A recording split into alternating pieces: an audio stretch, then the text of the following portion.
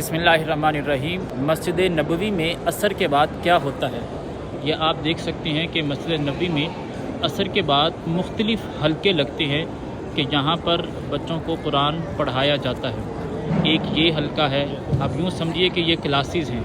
इसी तरह एक ये क्लास है, इसी तर्ज पर आगे भी है और बिल्कुल आगे, और ये सारी तकरीबन जितने भी पिलर्स हैं उनके पास बच्चों की क्लासेस हैं।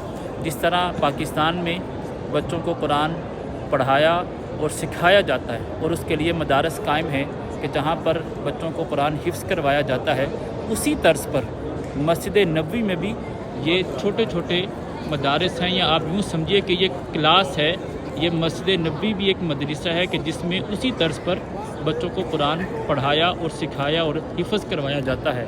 आम तौर पर पाकिस्तान के मदारस में ये कोशिश की जाती है कि बच्चों को पगड़ी की आदत डाली जाए। अगर पगड़ी ना सही तो कम से कम उनके सर पर टोपी तो लाजमी होनी चाहिए। उसी तर्ज पर यहाँ भी एक बड़े कोई कारी साहब थे, वो आए और उन्होंने कुछ बच्चों को डांटा इस वजह से नहीं कि उनके सर पे पगड़ी क्यों नहीं, बल्कि डांटा इस वजह से कि उनके सर पर रुमाल क्यों नहीं थे।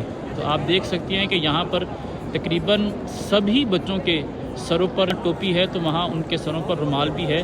तो ये मस्जिद नबवी में असर के बाद के मामूलात हैं। इसी तरह आज जुमेरात है, तो जुमेरात में आम तौर पर दस्तरखान सजाया जाता है और उसका ये एहतमाम किया जा रहा है कि जहाँ नबी अलैहिस्सलातु वस्सलाम का आम मामूल ये था कि आप पीर और जुमेरात का रोज़ा रखा करते थे, तो उसी नबी अलैहिस्सलातु वस्सलाम की सुन्नत पर अमल पैरा होते हुए मस्जिद नबवी में भी और बैतुल्लाह में भी पीर और जुमेरात को ये एहतमाम किया जाता है कि अगर किसी ने रोज़ा रखा हुआ है तो उसकी जो अफ्तारी है उसका बंदोबस्त मस्जिद नबवी में भी और बैतुल्लाह में भी किया जाता है।